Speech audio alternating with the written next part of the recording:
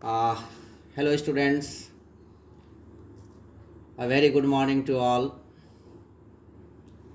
आज का टॉपिक है कार्बोहाइड्रेट्स जो बायोकेमिस्ट्री से है और सेमेस्टर 1 के लिए है।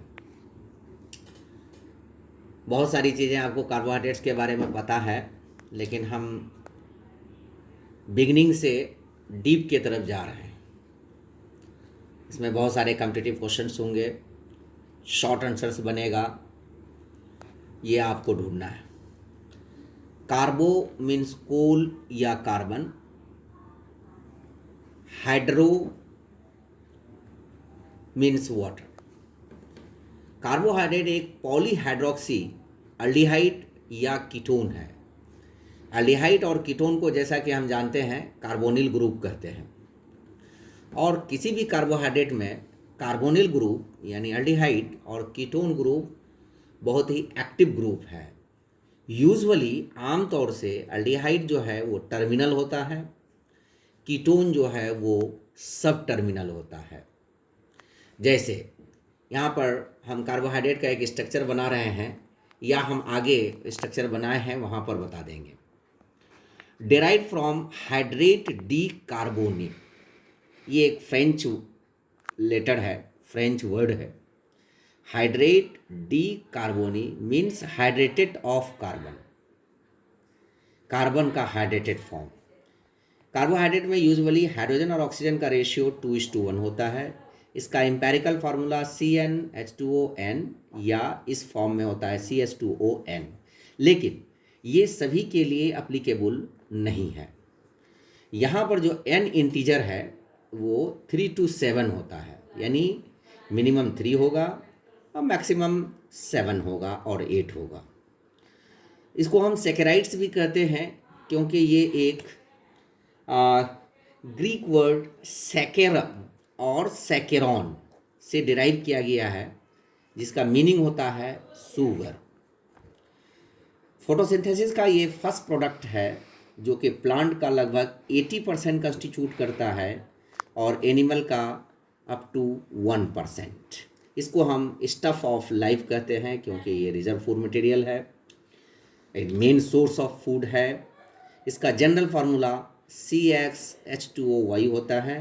ऑप्टिकली एक्टिव होता है। ऑप्टिकली एक्टिव किसे कहते हैं? जो प्लेन पोलराइज लाइट के लिए में क्लॉकवाइज घूम रहा है या एंटी क्लॉकवाइज घूम रहा है, और क्लॉकवाइज घूम रहा है तो उसको हम डी फॉर्म यानी डेक्स्ट्रो रोटेटरी, एंटी क्लॉकवाइज घूम रहा है तो उसको एल फॉर्म या लेवो रोटेटरी कहते हैं, जो कि जैसे हम आगे फिर थोड़ा बयान किए हैं।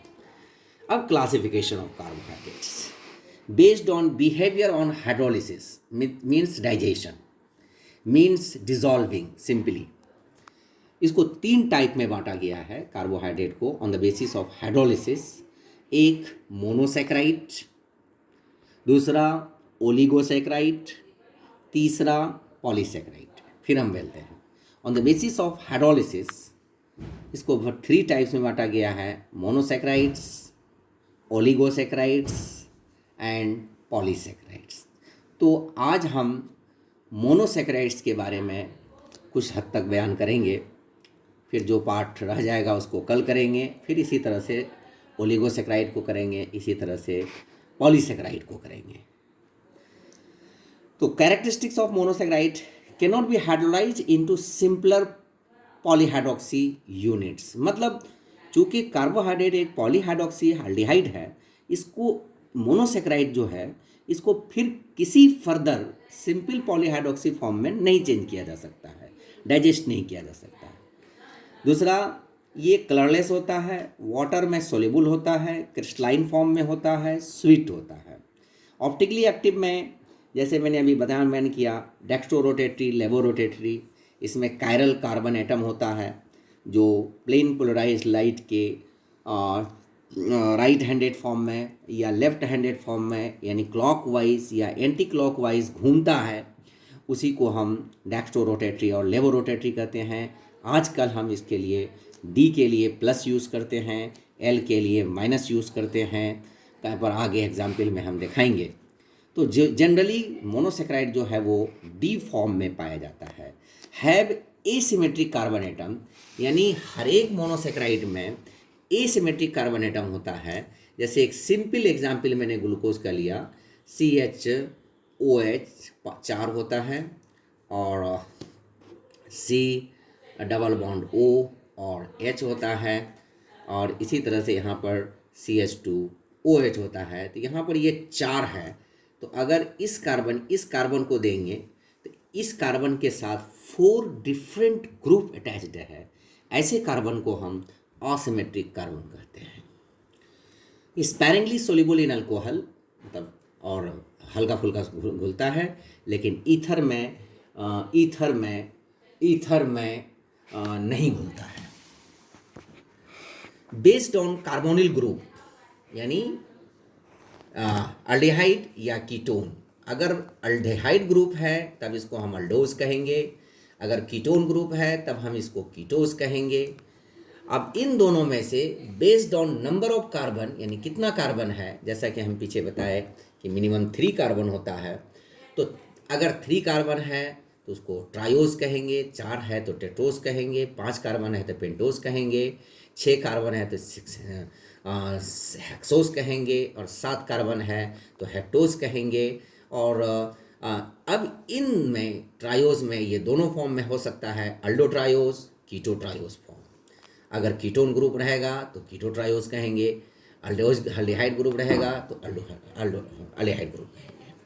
अब इम्पॉर्टेंट हेक्सोज जो है वो है ग्लूकोज, जिसको हम ब्लड शुगर कहते हैं, जिसका स्वीटेनिंग इंडेक्स जो है, यानी मिठास की नापने का जो इंडेक्स होता है उसको स्वीटनेस इंडेक्स कहते हैं। Sweetness index. तो ये स्वीटनेस इंडेक्स जो है ग्लूकोज का 70 होता है और फ्रक्टोज का 170 होता है। गैलेक्टोज ये फ्रीली नहीं पाया जाता है, ये हमेशा कंबाइन फॉर्म में जहाँ आमतौर से पाया जाता है।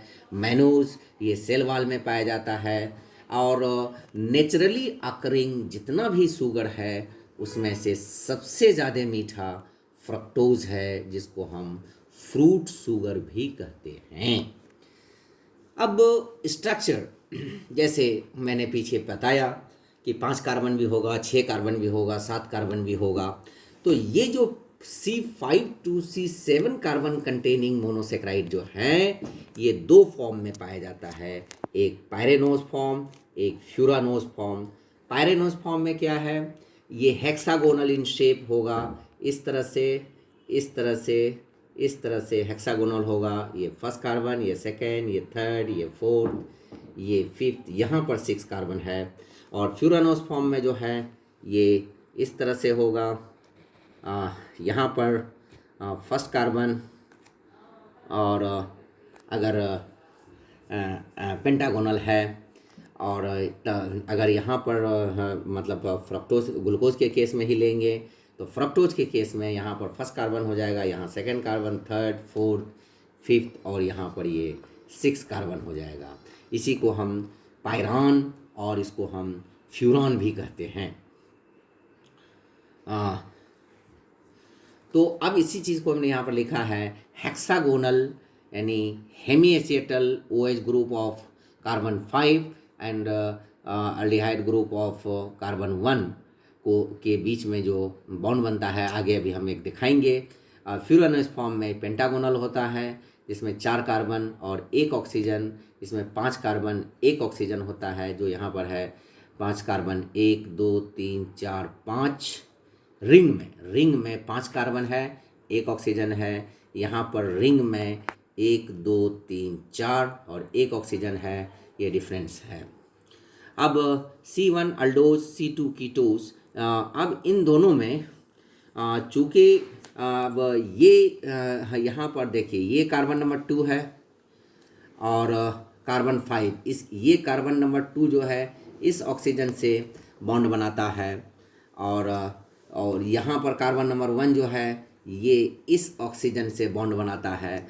तो इस फॉर्म में कार्बन नंबर 1, इस फॉर्म में कार्बन नंबर 2, यानी इसमें कार्बन नंबर 2, इसमें कार्बन नंबर 1 को हम एनोमेरिक कार्बन कहते हैं, क्योंकि it forms bond with oxygen, यानी जो बॉन्ड बनाता है ऑक्सीजन से उसको हम एनोमेरिक फॉर्म कहते हैं।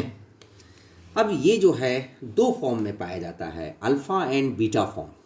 The based on anomeric carbon, यानी ये जो फर्स्ट कार्बन है अभी आगे वाले पार्ट में, OH group present on the same side of next carbon, and यहाँ पर अपोजिट होता है, यहाँ पर अपोजिट होता है। यहाँ पर हम समझाएंगे। इस एग्जाम्पल में मैंने लिया है, ये कार्बन नंबर 1 है। अब इस कार्बन नंबर 1 में OH ग्रुप और कार्बन नंबर 2 में, चूँकि ये एनोमेरिक कार्बन है, क्योंकि ये ऑक्सीजन से कंबाइन कर रहा है, ऑक्सीजन से बॉन्ड बना रहा है कार्बन नंबर 1, तो इस कार्बन नंबर 1 और 2 में OH ग्रुप सेम साइड है, और यहाँ पर 1 और 2 में OH ग्रुप अपोजिट है। तो जिसमें सेम साइड होगा वो अल्फा फॉर्म, जिसमें अपोजिट साइड होगा वो बीटा फॉर्म, और इस तरह से होगा। उसी तरह से फ्यूरॉन में यहाँ पर ये कार्बन नंबर 2 है, यहाँ पर कार्बन नंबर 1 है, तो 2 जो है एनोमेरिक कार्बन है क्योंकि ये ऑक्सीजन से बॉन्ड बनाता है, तो 2 पर OH ग्रुप, और यहाँ पर अपोजिट में है एक दूसरे का, तो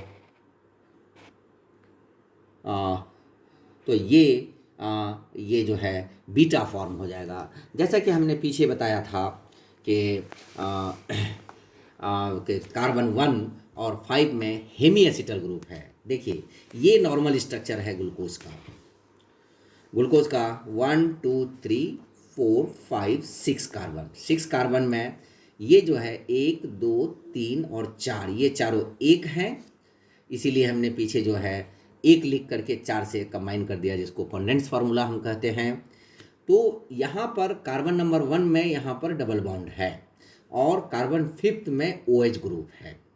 अगर ये डबल बॉन्ड यहाँ पर टूट जाता है, तो डबल बॉन्ड टूटने के बाद ऑक्सीजन का एक इलेक्ट्रॉन फ्री हो जाएगा, कार्बन का भी एक इलेक्ट्रॉन फ्री हो जाएगा, तो यहाँ से OH ग्रुप आकर के अटैच हो गया इस कार्बन के साथ।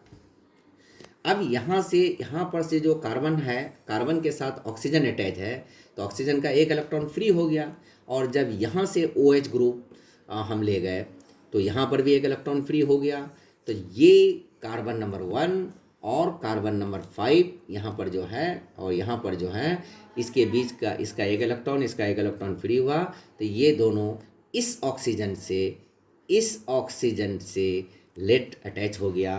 तो यहाँ पर इंट्रा मॉलिक्यूलर बॉन्ड बनता है। इसको हम, चूँकि ये अल्डिहाइड है इसलिए इसको हम हेमी एसिटल कहेंगे। अगर यहाँ पर कीटोन ग्रुप होता तब हम उसको हेमी कीटल ग्रुप कहेंगे।